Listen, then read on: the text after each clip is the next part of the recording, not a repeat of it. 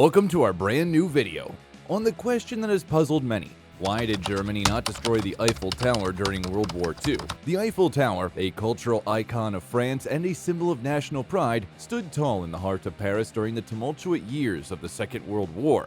But why? In 1914, World War swept over the European continent. For Paris, the conflict came so close that soldiers often took taxis to travel to the front lines. But with the help of the Eiffel Tower, generals could listen in on the movements of the enemy and declare Zeppelin alerts from their elevated perch. But why did the German forces, known for their aggressive tactics and destruction of cultural landmarks, spare this towering monument?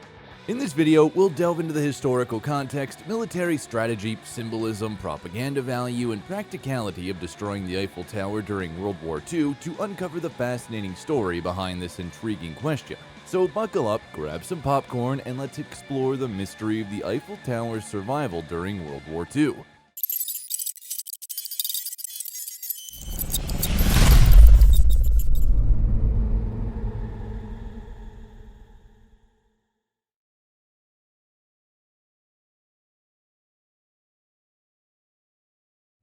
One, historical context. To understand why Germany did not destroy the Eiffel Tower during World War II, it's important to look at the historical context of the time. In the years leading up to the war, Germany was undergoing significant political and economic upheaval, which gave rise to the Nazi Party and their leader Adolf Hitler. May 1940, in the terrifying panic of a Nazi blitzkrieg, Paris and the Eiffel Tower were taken hostage. Hitler's aggressive foreign policy and expansionist aims led to the annexation of Austria in 1938 and the invasion of Poland in 1939, which sparked the beginning of World War II. Germany's military strategy during the war was focused on capturing and occupying key locations, and they made significant advances through Europe, including the occupation of France in 1940. However, the German occupation of France was not without its challenges. The French resistance was active in resisting the occupation, and the Allies were preparing for a counterattack. In this context, the German forces had to make strategic decisions about which landmarks and structures to target for destruction and which to spare. The decision regarding the Eiffel Tower was not a straightforward one, as we'll explore in the next point. 2. Military strategy. Germany's military strategy during World War II was primarily focused on capturing and occupying key locations and strategic resources. Rather than destroying cultural landmarks, the Eiffel Tower, while an important symbol of France, did not have any strategic military value for the Germans. In fact, destroying the Eiffel Tower would have been counterproductive for the German military's goals, as it would have diverted resources and attention away from more important targets. L'armée était un des piliers du régime parce que c'était l'instrument qui allait permettre les guerres, qui allait permettre les conquêtes, qui allait permettre d'arriver aux objectifs des nazis. Et là, c'est fini. Il a complètement perdu toute confiance en l'armée. The German forces had limited resources, and they needed to prioritize their efforts toward more strategic targets such as transportation infrastructure, military bases, and factories. Additionally, the destruction of the Eiffel Tower could have had negative effects on the morale of the German troops and their relation with the French people.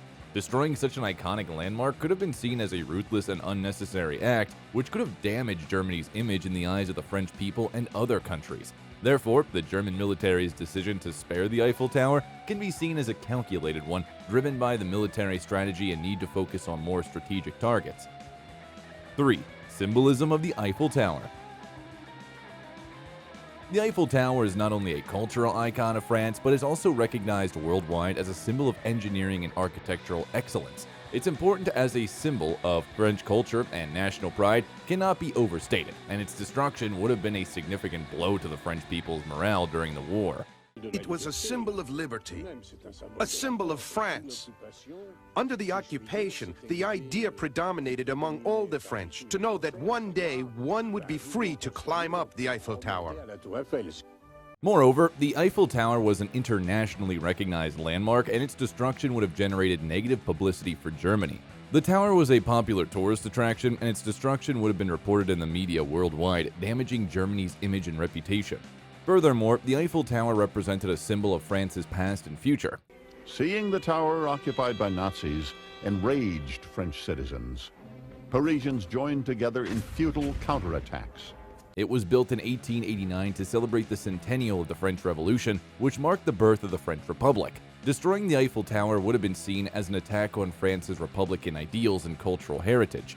Are you loving the content you're watching right now? Want to make sure you never miss out on our latest videos? Then hit the subscribe button and join our community of like-minded viewers who are always in the know. Trust us, you won't want to miss out on the exclusive content and insider tips we have in store for you. So, what are you waiting for? Subscribe now and let's stay connected. 4. Propaganda value. Propaganda played a significant role in World War II, with both sides using it to shape public opinion and boost morale.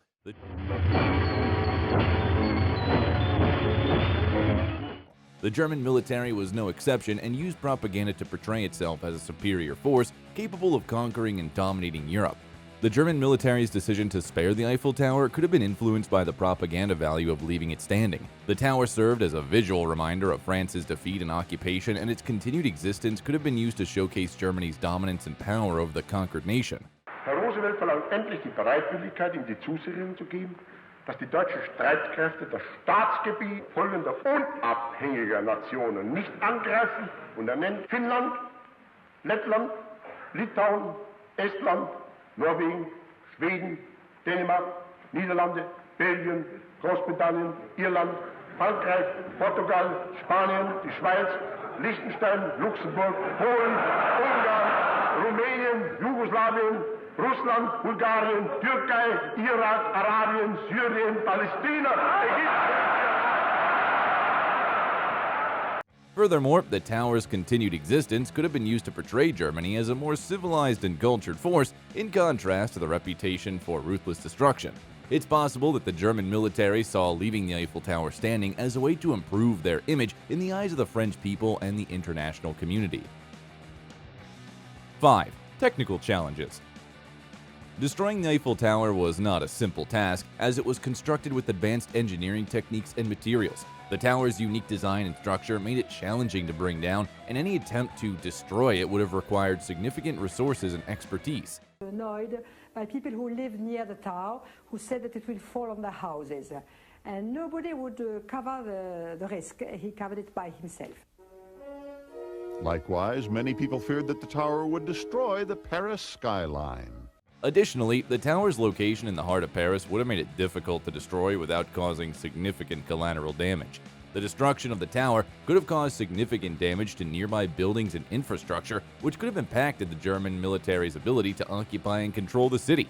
Considering these technical challenges, it's possible that the German military may have decided that the resources and time required to destroy the Eiffel Tower were not worth the potential benefits. Instead, they may have chosen to focus on other strategic targets that were easier to destroy and had more significant military value.